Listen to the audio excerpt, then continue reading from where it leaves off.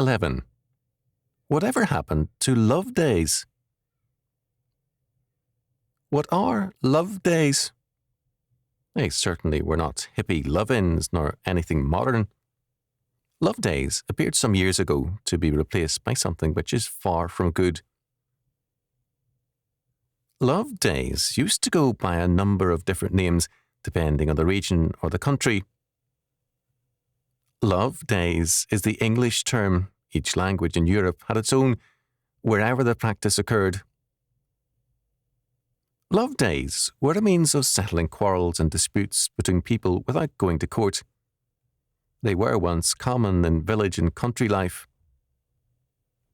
In some areas, the law required people to observe love days. Disagreeing parties were required to come together in a public place, air their grievances publicly, and then settle them, sometimes with the help of a person known as the odd woman, a woman whose work it was to arbitrate such conflicts. In some centuries, the community required it. If either party expected anyone to have anything to do with them, they had to settle their differences. On market days, the two quarrelling parties were required to lock arms and walk up and down the entire marketplace, chatting as friends all the while. It was the community's way of showing that all such conflicts was deadly to the community and had to be resolved. Instead of aggravating the conflict, the community moved to resolve it and to deny people the luxury of creating dissension. We need love days now. If people quarrel, instead of others working to bring peace, others take sides and broaden the quarrel.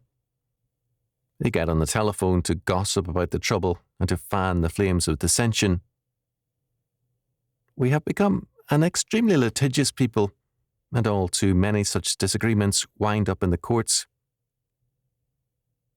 All this says that we do not believe in a free solution, only a coercive one. When we bring in the state as a referee, we confess our inability or our unwillingness to resolve the matter in freedom. The situation is equally bad if we do not go to court, as we then prefer a permanent quarrel to peaceful relations. Some forms of the love days had a requirement by law that people resolve their problems. Many did not. It was the moral force of community which required it, not the state. They believed in the words of St. Paul, "Be of one mind, live in peace, and the God of love and peace shall be with you." 2 Corinthians 13:11. The next time you hear about a conflict or quarrel in the community, remember this. By your retelling of the story, or your relish in gossip, you can make a trouble day or even a war day out of it. However, if you refuse to fuel the conflict and instead call for a peaceful and godly solution, you can help restore love days and also restore the work of freedom to human relations.